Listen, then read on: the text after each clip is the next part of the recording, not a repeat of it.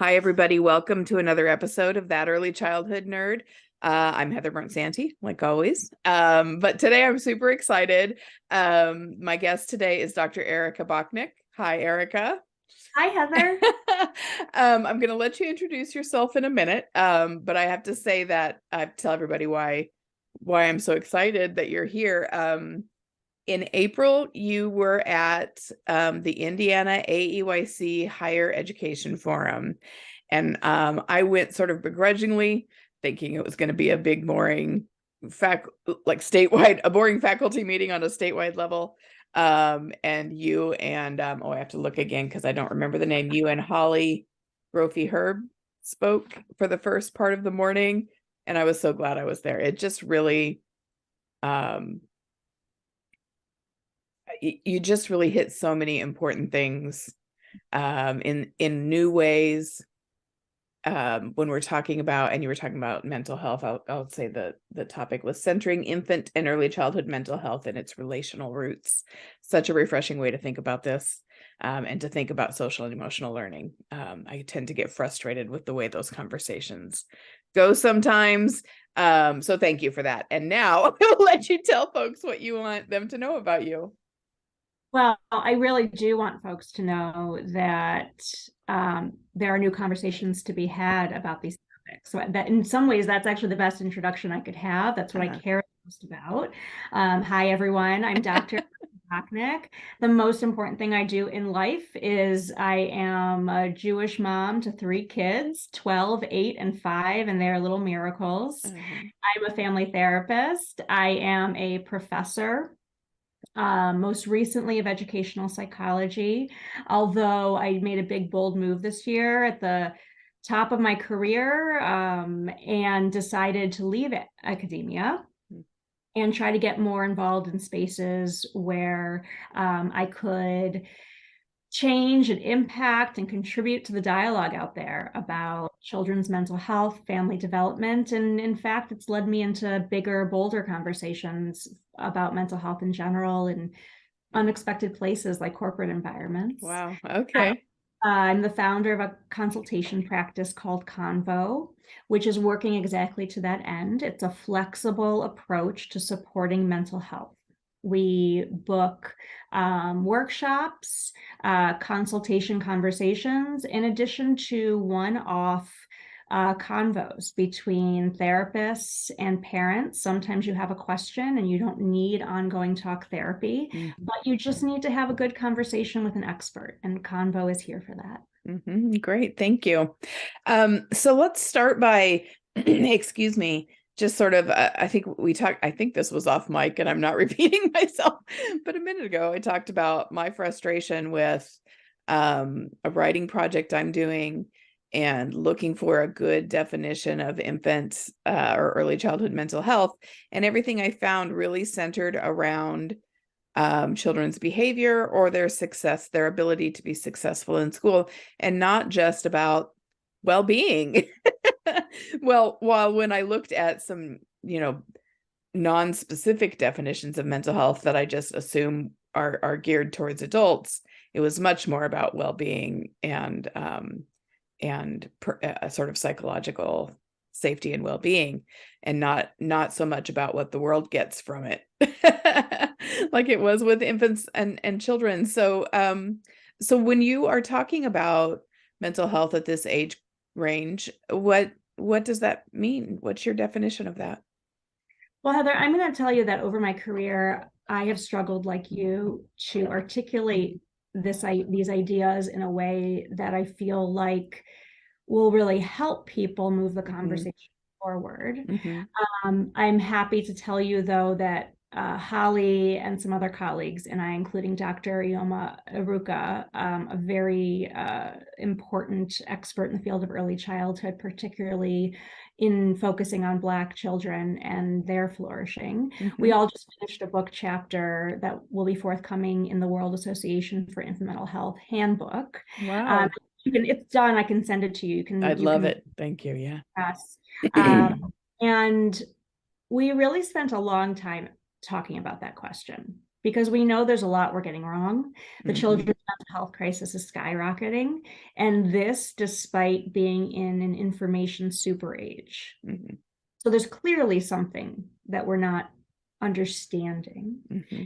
And so where we landed is that mental wellness is belongingness. Mm-hmm. Now, I told you, Heather, I have a tendency to sort of deep dive a little bit here and there because I think really getting to new information has required a lot of dialogue and conversation and being creative and thinking outside the box. So if you don't mind, I'd like to give you like I don't know how long it's going to take, my little spiel on why I think we are where we are. Okay. So that we can be prepared to think differently about what mental wellness is, because I think we're all really invested in a particular idea about it. And you're right that even though in the adult literature, perhaps we're more courageous about naming kind of a personal sense of thriving, still all of our conceptualizations and treatment strategies for children and adults alike are very much about something that we're calling mental health in the service of productivity. Mm-hmm. And whether that is behavioral alignment with systems, which is what you're naming in childhood, or in adulthood, it is the same. It's about emotional and behavioral, typically suppression, but alignment with ideas around being productive and contributing to an industrialized society. That is how we frame mental health. And what is really, I think, fascinating, but also bizarre when you really name this and see this, is that our entire idea of mental wellness is very narrowly rooted in Greek philosophy.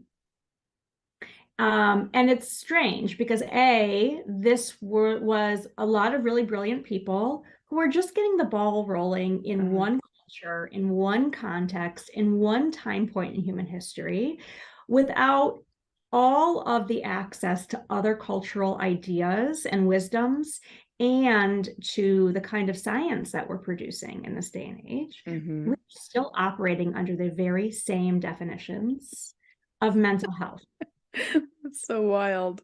Descartes believed, and Hypatia and some other philosophers of that age believed in a separation between reason, cognition, and emotion, really naming emotion and passions as problematic, self-defeating, and that we need to engage in rational thought to decrease their impact. Doesn't that sound like exactly what we're still doing? Yes. The proverb, the quote, "I think, therefore I am." The idea that selfhood is defined by rational thought, and that I believe it's Aristotle, maybe Plato, I think it's Aristotle, advanced the idea that happiness is the goal of life, and to be happy, you are to find what your individual purpose is that would drive you towards it. Isn't that American rugged individualism? But there's so much more wisdom throughout the world to draw from and to consider. And taking a lot of it together, really doing a little bit more, for me, learning on African and indigenous knowledge systems. I've done a lot of reading lately. What really speaks to me is a lot of philosophy from Black womanists and Black feminists like Patricia Hill Collins, Bell Hooks, and really thinking more broadly about what is human purpose? What do we understand about meaning? What do all of these big thinkers say about that? And then how can we understand what it would mean to be mentally healthy? Thinking about mental states in their broadness, emotions, thoughts, beliefs, patterns, mental patterns, physical sensations. These are all mental states. What would it mean to be mentally healthy in a way that serves human purpose? And so we've really come to this idea of belongingness as the central drive, as the central thing it means to be human, and achieving a healthy state of belongingness, which means I am whole and free in my environments, and belongingness also means I understand my impact in the world, that this is the state of mental health and wellness. Uh-huh. Yeah. One of the things that I really appreciated on that morning that I was listening to you to speak was that it seemed to me like you were intentionally choosing very specific language vocabulary to change the way we typically think about the conversations. So even just the way, because the way that you're talking about belongingness, um, uh, is one of those examples. And I think also a minute ago you talked about flourishing, instead of just thriving, like just bringing a new word in that we don't usually use in our everyday stuff. In early childhood is what I'm mostly familiar with. I just discovered, and I had to put her on a back burner for a minute because I had so much to do at work this week, but I just discovered Darsha Narvaez and her work on child flourishing. And so I can't wait to dive back into that. But another example of that that sort of choice of words and using different language to encourage us to think differently. We talk in early childhood a lot about how relationships matter and interactions are so important, but then you phrased it, you used the phrases relational safety and relational savoring. And that had a big impact on me, and I've kind of been tooling around with that in my brain since I heard you. So I would like to ask you just to kind of talk about what that means, how that might be a different conversation than typical conversations about interactions and relationships. So I want to talk about this idea of psychological safety first, if Okay. that's Yeah. and one of the reasons I use that term, but you probably didn't see it show up a ton in the slides, Yeah. is actually because Holly and I had a lot of dialogue about what that term speaks to. And the reason is that psychological safety is a term that's actually in the organizational psychology literature. It's really a term that is supposed to be relevant to organizations and workplaces. Okay. And it felt perhaps we really wrestled with how do we think about the early childhood environment. And Holly too in measure, but I especially am not comfortable with how we talk about school environments as a parallel to the family, that we name teachers as creating the same attachment relationships, same caregiving as do parents, that we call classrooms families. It happens in the workplace too. And the reason I don't like it is because it is not authentic. School environments, though we do a lot of work to buffer this, are inherently stressful to children. They are simply structurally, this way that we educate children, structurally, it's not a developmentally engaged way for children to learn. It's what we have. You sort of City Hall.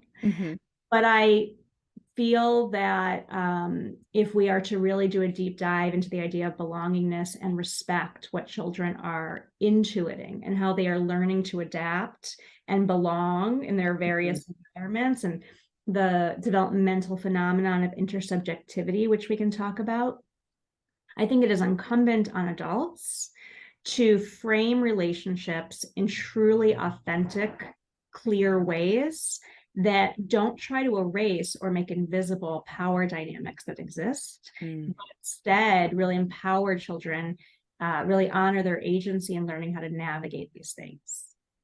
So psychological safety is a term from the organizational literature. And what I like about it is that literature speaks very clearly to the idea that there are environmental indicators of an environment that is psychologically safe and promotes belongingness so that the individuals in it can reach whatever the shared goal of the environment is. So in the organizational literature, organizational psych literature, the idea is that if you create a workplace that is psychologically safe, people are then able to be creative problem solvers and innovate.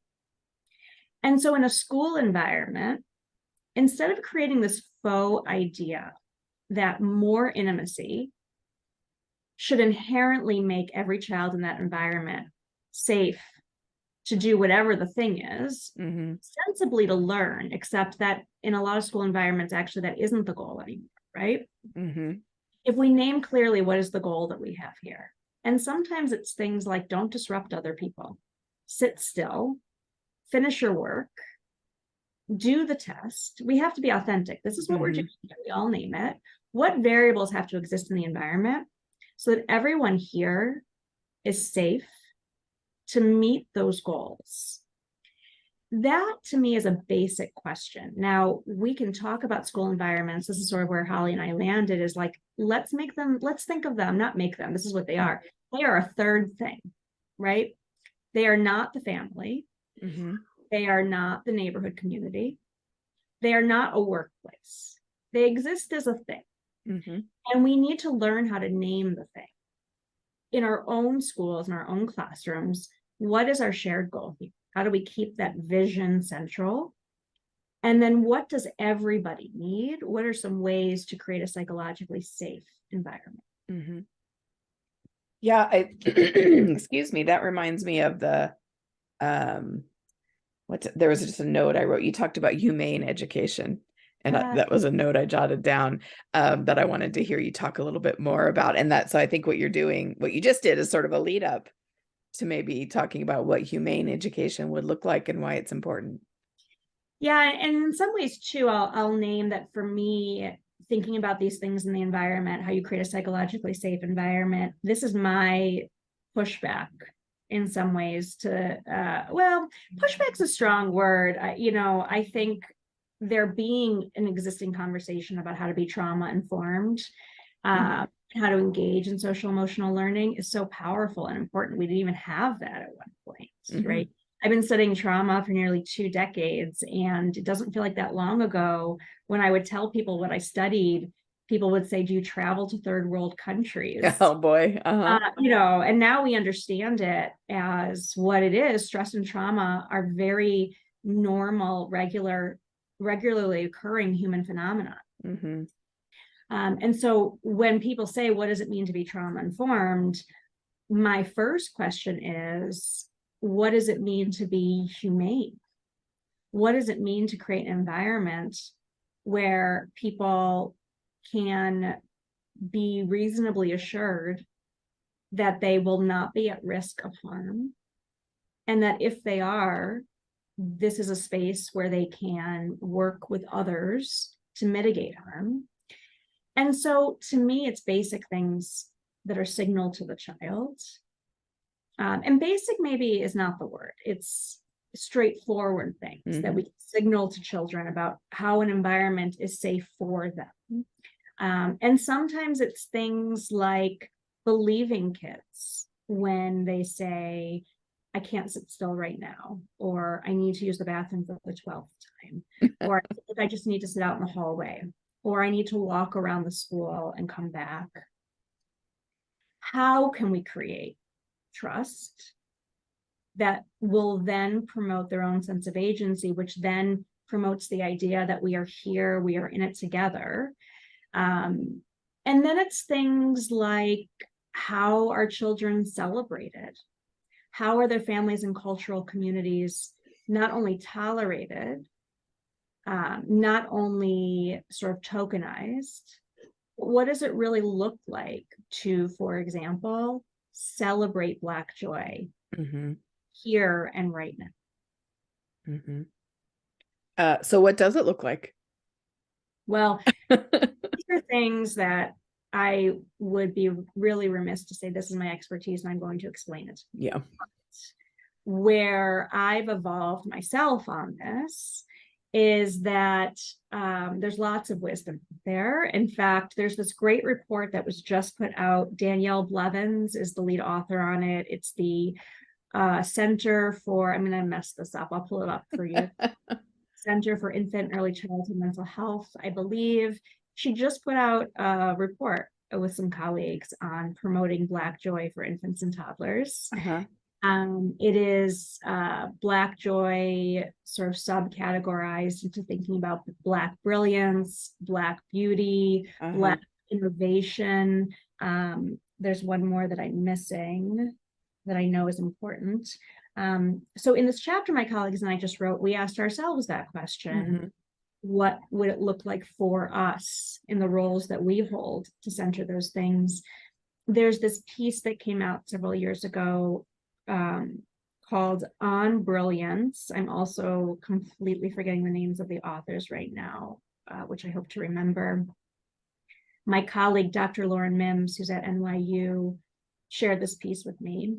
And the crux of it is, if we were to assume the brilliance of Black children as the starting axiom, what does that change about everything else that we assume, right? If Black children are routinely showing up with lower test scores, if parents in my research, Black parents are routinely scoring lower on the measures that I'm using, if I assume brilliance, then I have to take a look at what is wrong. The measures are not giving me the information I need, for example, fallible and racist. The tests that the kids are taking are not tapping into the brilliance in my classroom. When I'm working with young children and their families, if I assume brilliance in that family, I can observe and see and be a partner in all kinds of strategies and processes that I otherwise may not have noticed if my starting axiom is to look for problems that I solve. That's such a good relating. Yeah, really a good lens that I think doesn't require all that much work on our part to just reframe it and say, yeah, am I assuming brilliance or am I assuming deficit before I look at any of this stuff?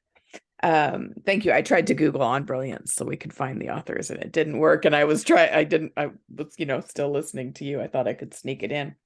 But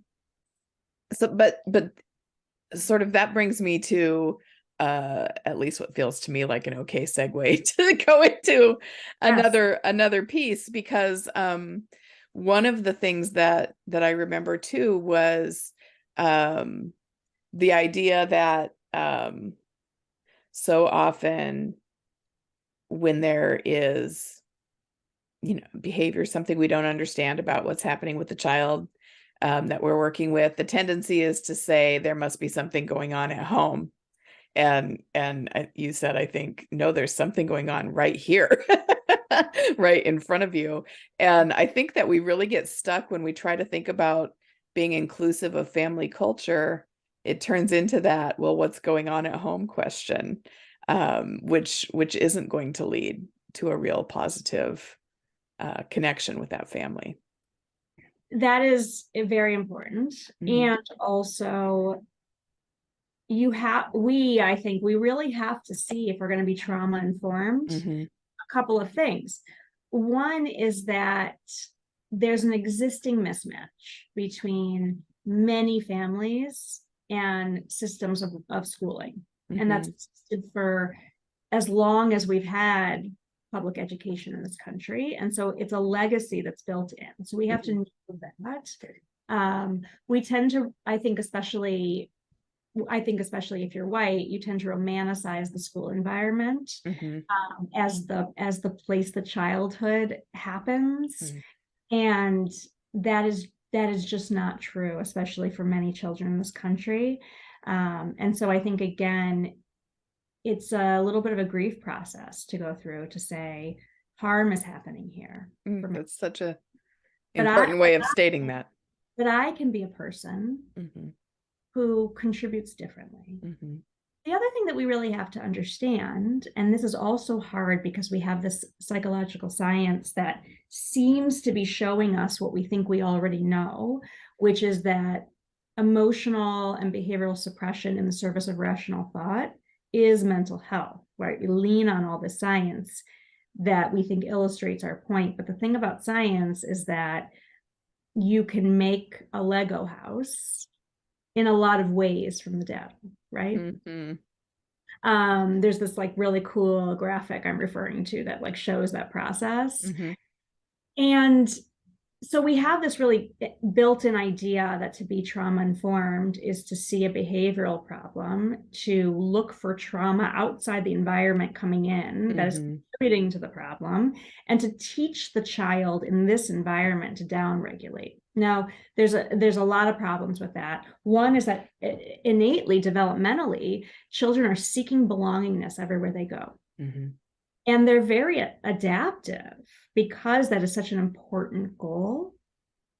Even more important than this idea that children are trying to be safe everywhere, I think that is a huge fallacy. I don't think humans work that hard at being safe, actually. Mm. I think we are constantly trying to belong. Okay. And so if you are framing things in that way, if a child is apparently to you dysregulated in some way, you could probably be more effective looking at the here and now for how this environment is not a match. I think that thinking about grief in that conversation about an adult or a teacher in that position, having to grieve when they kind of come to terms with the fact that harm may be happening in that early childhood space or that school.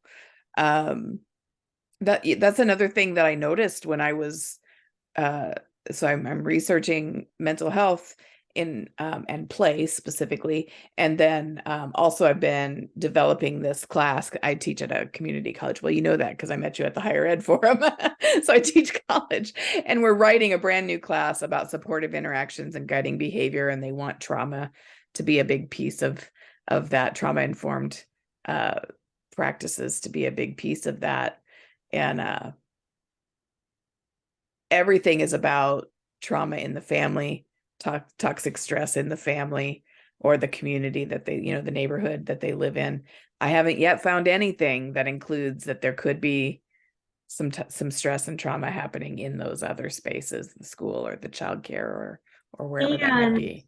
That families, especially Black families, and this is what I know I'm reading about, but also I'm sure other communities, these have a historical legacy as serving as the safe space children when racism and other threats to belongingness oh wow exist elsewhere.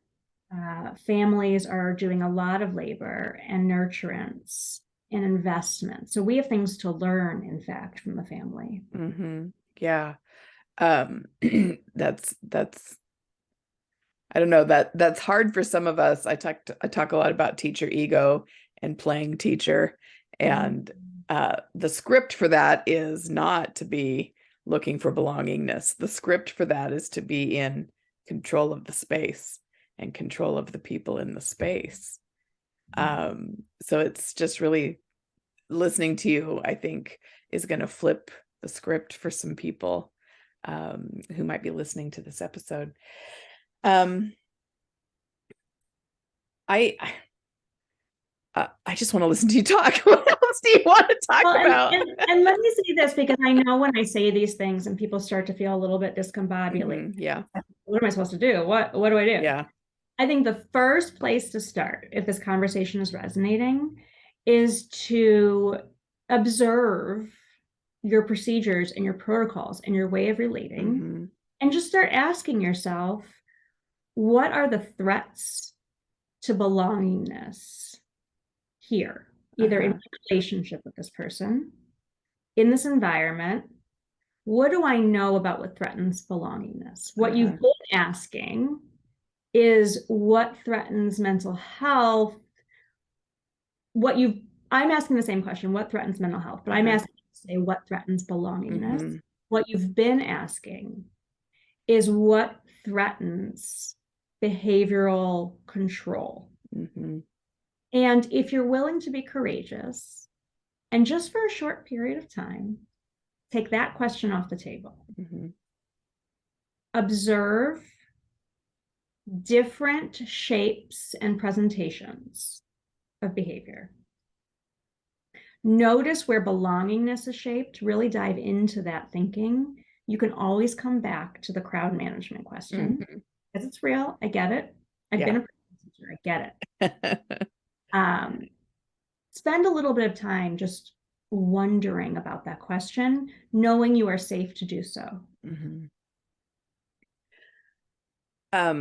So then as soon as you said knowing you're safe to do so, I started to think, but would they really, what if they're worried about an administrator coming in and seeing things are a little looser than they were a couple days ago, or well, now what you're naming is that we all exist in ecologies. For us to be able to offer children true belongingness, the system has to facilitate belongingness for everyone because harm trickles down. We pass it on to people who have less power than us when we experience it. So if you are feeling for yourself, this sounds great, but now you have another point of potential intervention in your system. Now you've created another opportunity for yourself.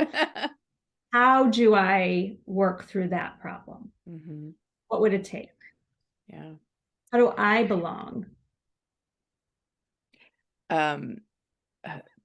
So this is now taking me to something I hear. So again, I'm teaching early childhood. So most of the students I'm working with are working with children like 5 and under, childcare programs, Head Starts, those kinds of things. And when I start to talk about trauma and stress, and we actually, one of the classes, we use a textbook by Mike Huber. Well, it's not a textbook, it's a regular book, but I use it as my text, by Mike Huber, where the whole kind of premise of the book is inclusion is something we do, belonging is something children feel. So that was sort of the starting point. But what I'm getting to is, well, teachers are so stressed right now, and there's such a shortage of early childhood staff, and they make so little money, and they have all the same kinds of stresses, and it's almost presented sometimes as an excuse not to think about things the way you're suggesting in our interactions and our expectations in our spaces for children. I am very hopeful that actually what I'm saying can have the impact of reducing burden, because some of the things folks are investing in, the aspirations we're creating, and we're not creating in like just don't create those, but that we're collaboratively creating these expectations are not only arbitrary, not in the service of wellness, not in the service of learning even. Right. But are also, as you're describing, for lots of reasons, unattainable. This is another thing we do to ourselves, is that we describe stress as an intervention point that is completely preventable. And then also feel like we need validation for the fact that it's not. And so what if we were to use those powerful cognitive appraisal strategies that we are turning inward so often, which is like, oh, I feel this thing. Am I allowed to feel it? Is it real? Is it relevant? Maybe I should just not feel it. I'm so healthy now. Yeah. We use cognitive appraisal to say, what is the total system? What are all the shared goals? What is my role and for why? Asking some of these questions, I think, well, I know because I do this one-on-one with people, it leads you to a place where you become actually unburdened in some ways. And it reduces a lot of mental load and shame and fear. And an increasingly relational environment promotes mental health for everyone. That sense of belongingness for everyone. And when you have that, it promotes all these other things that we are so wanting for ourselves. Mm-hmm. Peace and courage. You just can't force those things. Mm-hmm. Yeah. So what, it's about time to wrap up, but I want to ask, we'll give you one last opportunity. Is there something you really wanted to share that we haven't gotten to today? Some sort of ending message that you would send to folks? I think get clear about your values and your mission. Write a mission statement for yourself, community. Do it with the children. Do it for yourself in your life. I joke sometimes that if I ever write a book, the title is going to be, "What is it we're even doing here?" Because we have to ask ourselves that question, or else we make ourselves crazy with all the shoulds. The race to be expert. Spend some time with yourself, belonging first to you and what you feel is your meaning and impact. And I hope from there are new pathways that emerge. Yeah, that's such a good way. Belonging first to you, I think, is really can be really powerful, really good thing to think about. So if people want more of you, where do they find you? What have you got out there? A couple of things. One, you can find me at Dr. Erika with a K, convo, CONVO, DRERIKA, CONVO, on Instagram, Twitter, LinkedIn. Those are where I'm most active. Also, if you go to our website, myconvo.org, you can book a one-on-one session anytime that works for you. We've tried to make it as accessible and easy as possible. And also you can reach out to me there for group-based kinds of things like workshops and consultation. Yeah, great. Well, thank you so much for spending time with me this morning and for walking through all of these ways of thinking and being for the folks who are listening. I've really enjoyed getting to hear you again and just getting to talk with you. So I appreciate so wonderful. That. You are such an amazing convo partner. Thank you. Thank you. Now I'm all flustered. I don't know how to end the conversation. So I'll just end it. Thanks everybody for listening to another episode of That Early Childhood Nerd. We'll see you again next week.